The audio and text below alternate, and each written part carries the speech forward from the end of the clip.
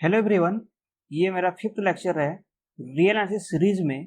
और आज हम लोग कॉम्प्लीटनेस प्रॉपर्टी ऑफ रियल नंबर इसके बारे में जानेंगे। उसके बाद हम लोग देखेंगे कि क्या set of all rational number complete है या नहीं है। उसके बाद हम लोग देखेंगे कि सेट को हम लोग कितने तरीके से क्लासिफाई कर सकते हैं, like bounded, unbounded, finite, infinite, countable, uncountable. तो इन सब चीज के बारे में हम लोग जानेंगे। और लास्ट में देखेंगे कि एम्प्टी सेट आखिर क्या होता है, हम लोग एम्प्टी सेट को आखिर क्यों open interval plus infinity minus infinity इस रूप में लिखते हैं। तो हम लोग एम्प्टी सेट के हर एक पॉइंट्स के बारे में जानेंगे। तो चलिए शुरू करते हैं आज की इस लेक्चर को। तो सबसे पहले कॉम्प्लीटनेस प्रॉपर्टी ऑफ रियल नंबर, इसके स्टेटमेंट को सबसे पहले देखते हैं। If S be a non-empty bounded subset of R, then S has GLB and LUB in R।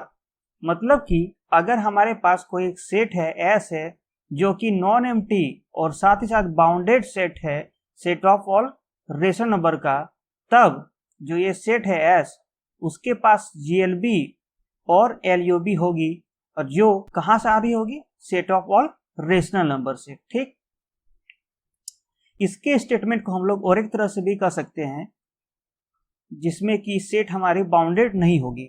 Like यहाँ पे S कोई सेट है जो कि नॉन एम्प्टी सब सेट है, set of all real number का। अगर ये सेट सिर्फ बाउंडेड बिलो है तो हम लोग कह सकते हैं कि इसके पास GLB होगा और वो set of all rational number से आ रहा होगा। ठीक, अगर ये सेट सिर्फ बाउंडेड अबव है तब उसके पास LUB होगा और वो set of all rational number से बिलोंग कर रहा होगा। ठीक, हम लोग इसके एग्जांपल्स को भी आगे देखेंगे। उससे पहले हम लोग क्लासिफिकेशन ऑफ सेट्स को देखते हैं, और उसी में से हम लोग देखेंगे कि अगर कोई नॉन एम्प्टी बाउंडेड सबसेट है set of all real number का, तब GLB और LUB R में बिलोंग कर रहा है या नहीं। ठीक, तो सबसे पहले क्लासिफिकेशन ऑफ सेट्स को देखते हैं। क्लासिफिकेशन ऑफ सेट्स, यहाँ पे मैंने एक सेट S लिया हुआ है जो कि सबसेट है set of all rational number का। अब देखते हैं कि इस आर्बिट्ररी सेट को हम लोग कितने तरीके से क्लासिफाई कर सकते हैं। तो सबसे पहले हम लोग इसे दो प्रकार से डिवाइड कर सकते हैं, बाउंडेड और अनबाउंडेड। ठीक, कोई भी सेट या तो अनबाउंडेड होगी या तो बाउंडेड, दोनों में से एक होगी ही। अगर ये बाउंडेड है तो हम लोग इसे दो प्रकार से डिवाइड कर सकते हैं, फाइनाइट और इनफाइनाइट। ठीक, अगर फाइनाइट है तो ये हमेशा काउंटेबल ही होगी, लेकिन अगर कोई सेट बाउंडेड और इनफाइनाइट है तो इसकी दो प्रकार हो सकती है, पहली काउंटेबल और दूसरी अनकाउंटेबल।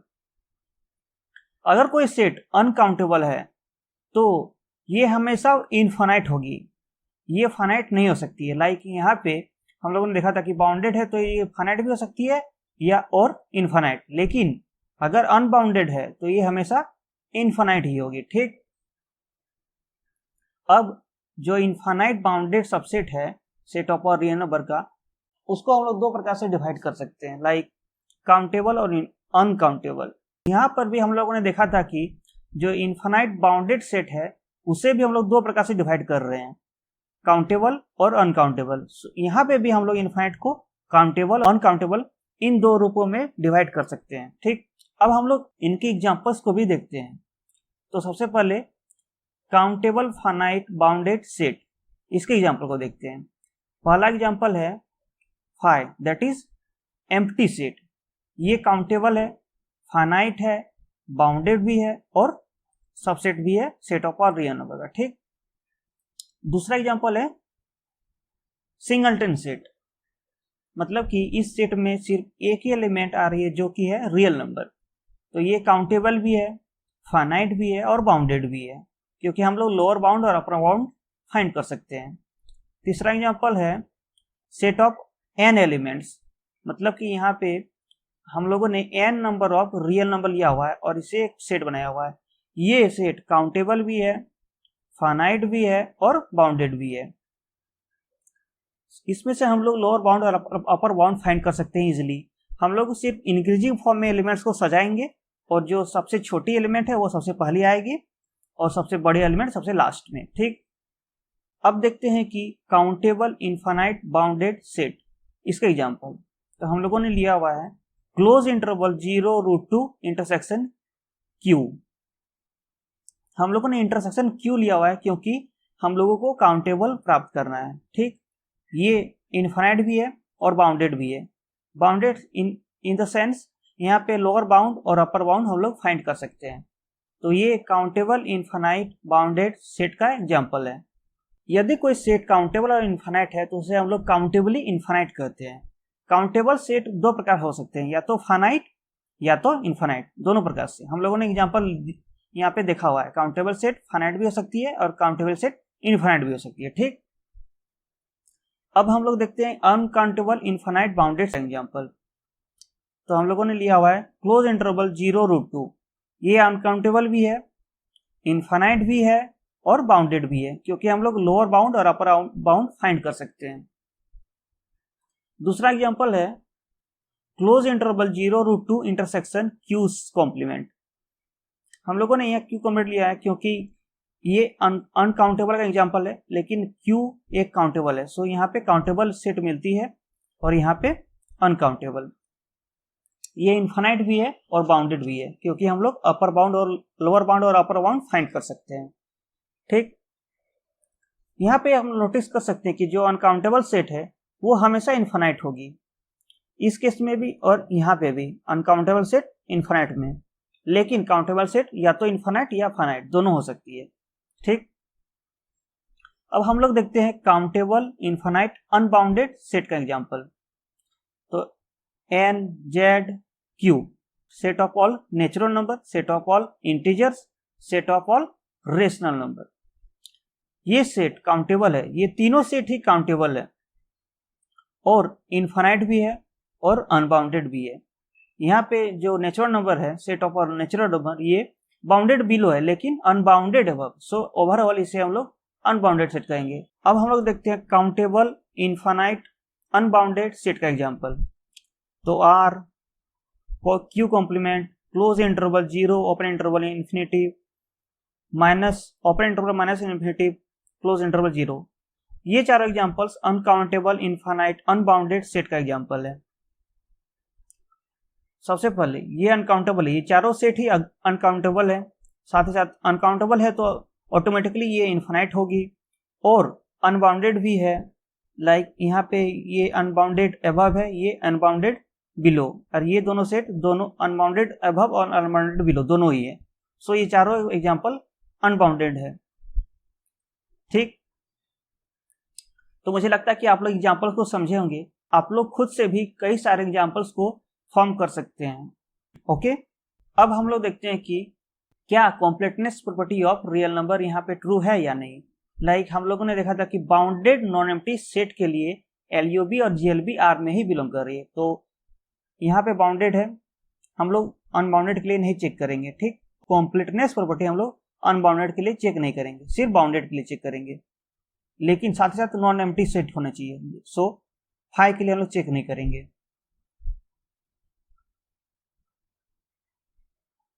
तो यहाँ पे देखते हैं ये एग्जांपल, इसके लिए जो लोअर बाउंड है अपर बाउंड है वो ये खुद एलिमेंट है A। तो जो ये एलिमेंट है वो रियल नंबर है, सो बिलोंग्स टू कैपिटल R। ठीक, यहाँ पे ट्रू है, कंप्लीटनेस प्रॉपर्टी इस सेट के लिए ट्रू है, इस सेट के लिए भी ट्रू है, क्योंकि हम लोग GLB और LUB इसमें जो लिस्ट एलिमेंट और अपर जो ग्रेटेस्ट एलिमेंट है वही सारे एलिमेंट होंगे और वो R में ही बिलोंग कर रहे हैं।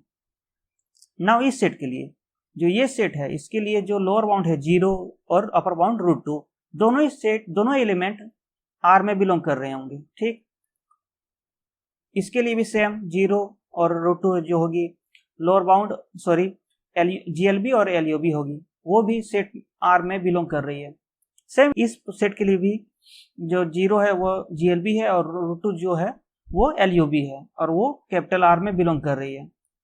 इस प्रकार से हम लोग देख सकते हैं कि इन एग्जांपल्स के लिए completeness property of real number satisfy कर रही है। ठीक, आप अन्य एग्जांपल्स के लिए भी चेक कर सकते हैं।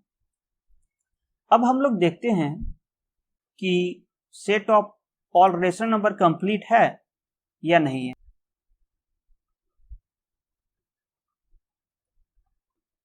तो इसके लिए हम लोग चेक करते हैं, सबसे पहले एक सबसेट लेते हैं जो कि नॉन एम्प्टी है सेट ऑफ और रेशनल नंबर का। तो यही एग्जांपल ले रहे हैं हम लोग, 0√2 इंटरसेक्शन Q, ये एक नॉन एम्प्टी सबसेट है set of all rational number का।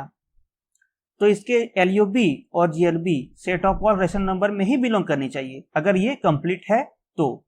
लेकिन यहाँ पे हम लोग देखते हैं इस सेट के लिए जो LUB है वो √2 है, इसे हम लोग अपने पिछले वीडियो में भी देखा था। लेकिन जो ये LUB है वो इस सेट में बिलोंग नहीं कर रही है, that is √2 is not a rational number. ठीक, तो हम लोग कर सकते हैं कि Q जो है वो कंप्लीट नहीं है। तो हम लोग इस एग्जांपल के द्वारा ही प्रूव कर सकते हैं कि set of all rational number is not complete. Okay, मुझे लगता है कि आप लोग समझे होंगे यहां तक। अब हम लोग आगे बढ़ते हैं। अब हम लोग सेट के और एक प्रकार को देखते हैं जो कि है इंटरवल। इंटरवल को हम लोग आई से डिनोट कर रहे हैं। आई एक इंटरवल होगा अगर for all a b belongs to I, then for all t such that a is less than t less than b, then t belongs to I. मतलब कि आई को एक इंटरवल कहेंगे अगर हम लोग कोई भी दो एलिमेंट्स उठाते हैं आई से, लाइक ए और बी, तब इसके बीच में जितने भी एलिमेंट होंगे टी वो आई से अगेन बिलोंग करते होंगे। मतलब कि अगर रियल नंबर में देखना चाहें तो कोई भी एलिमेंट अगर आई से लेते हैं लाइक ए बी, तो उसके बीच में कोई भी एलिमेंट लेते हैं तो वो सेट आई में ही बिलोंग करेगी। तो इसे एक इंटरवल कहा जाएगा। ठीक, अब हम लोग इंटरवल के कुछ टाइप्स को देखते हैं।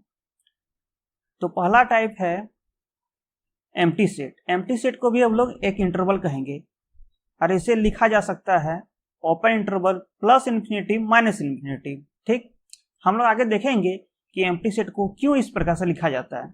और एक तरह से भी हम लोग लिख सकते हैं एम्प्टी सेट को लाइक ओपन इंटरवल ए ए, दोनों एलिमेंट एक सेम है। मतलब कि ओपन इंटरवल का क्या मतलब है, जो एंड पॉइंट है वो इंक्लूड नहीं है सेट में। तो यहाँ पे ए और ए दोनों ही एलिमेंट इंक्लूड नहीं है, मतलब कि इस सेट में कोई भी एलिमेंट नहीं है, तो इसे एम्प्टी सेट कहा जाएगा।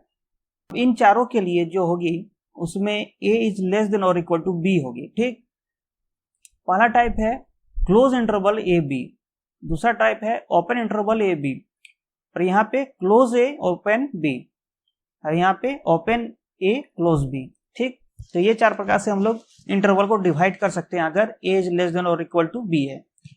और ये केस एक्सेप्शन है यहाँ पे एम्प्टी सेट।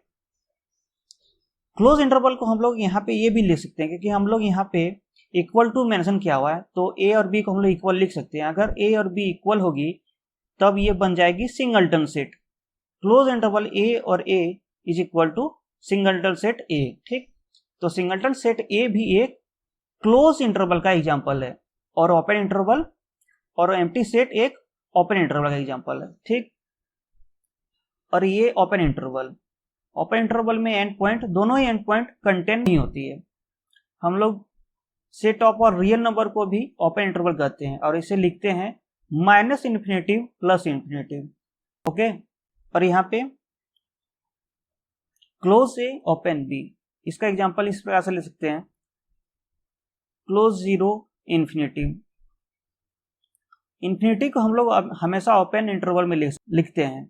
इसका एग्जांपल है एक open interval minus infinitive zero. यहाँ पे ध्यान देने की बात यह है कि जो ये एग्जांपल है वो क्लोज इंटरवल नहीं है, लेकिन ये एक क्लोज सेट का एग्जांपल है। अब क्लोज सेट क्या है उसे हम लोग आगे की आने वाली वीडियो में समझेंगे, लेकिन फिलहाल आप यहाँ पे ये समझ लीजिए कि ये सेट क्लोज इंटरवल नहीं है लेकिन क्लोज सेट है। और साथ ही साथ ये भी example open interval minus infinity close interval zero, ये भी एक क्लोज इंटरवल नहीं है लेकिन ये एक क्लोज सेट है। ओके, तो मुझे लगता है कि आप लोग यहाँ तक समझे होंगे। अब हम लोग अपने लास्ट टॉपिक की ओर बढ़ते हैं और समझेंगे कि एम्प्टी सेट क्या है और क्यों हम लोग उसे इस प्रकार से लिखते हैं। Postmortem of empty set. तो हम लोग एम्प्टी सेट को समझते हैं। तो पहला पॉइंट है, जो एम्प्टी सेट है उसे हम लोग फाई से डिनोट करते हैं, ठीक। और इसे हम लोग इस तरह से भी डिनोट कर सकते हैं, सिर्फ हम लोग को कर्ली ब्रैकेट देना है और उसके अंदर कोई भी एलिमेंट नहीं लिखना है हम लोगों को, तो इसे एम्प्टी सेट ही कहा जाएगा। लेकिन हम लोग इस प्रकार से एम्प्टी सेट को नहीं ले सकते हैं, लाइक कर्ली ब्रैकेट के अंदर फाई, ये एम्प्टी सेट नहीं है। हम लोग ये जानते हैं कि जो कार्डिनलिटी ऑफ एम्प्टी सेट है वो 0 है, लेकिन इस सेट के लिए कार्डिनलिटी 1 है, क्योंकि ये सेट एक एलिमेंट को कंटेन कर रहा है जो कि है फाई। हम लोग एम्प्टी सेट को एज ए एलिमेंट ले रहे हैं इस सेट के लिए, सो इस सेट का कार्डिनलिटी 1 है और एम्प्टी सेट का कार्डिनलिटी 0 है, so both are not equal. तो सेकंड पॉइंट यही है कि cardinality of phi is 0, so this implies it is a finite set. मतलब कि जो एम्प्टी सेट है वो एक फाइनाइट सेट का एग्जांपल है। इसे तो हम लोग क्लासिफिकेशन ऑफ सेट में भी देख चुके हैं, ठीक। जो तीसरा पॉइंट है वो है phi is a subset of every set. मतलब जो ये सेट है, एम्प्टी सेट है, वो किसी भी सेट का सबसेट हो सकता है। मतलब कि एस कोई सेट है, set of all real number का, तो हम लोग कह सकते हैं कि जो फाई है वो भी एक सबसेट है एस का, ठीक। नेक्स्ट पॉइंट है empty set is a bounded subset of R. और फिफ्थ पॉइंट है phi is an open interval. तो इन दोनों को समझते हैं। अगर एम्प्टी सेट एक बाउंडेड सेट है तो इसके लिए हम लोग लोअर बाउंड और अपर बाउंड फाइंड कर सकते हैं। ये एक बाउंडेड सेट है, ठीक। और इसके जो लोअर बाउंड होंगे वो क्या होंगे उसको देखते हैं। Every real number is a lower bound of phi. मतलब कि जो कोई भी रियल नंबर उठाएंगे तो वो एक लोअर बाउंड का काम करेगी इस सेट के लिए, दैट इज एम्प्टी सेट के लिए।